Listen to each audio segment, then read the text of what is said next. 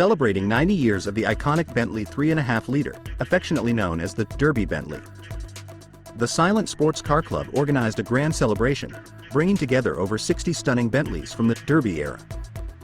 In a spectacle of elegance and engineering, these timeless classics convoyed to Bentley's Dream Factory in Crewe.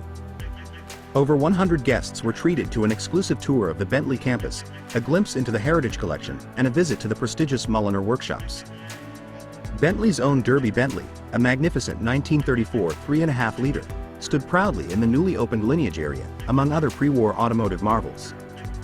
A true jewel of Bentley's fleet, the rare 1939 MKV Corniche, graced the occasion, recently restored and hitting the road after 84 years.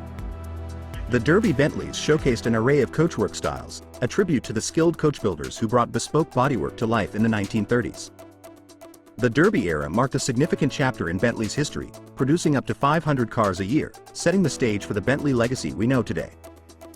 Elegant, powerful, and refined, the Derby Bentleys, a blend of heritage and craftsmanship, admired by enthusiasts and icons like Sir Malcolm Campbell.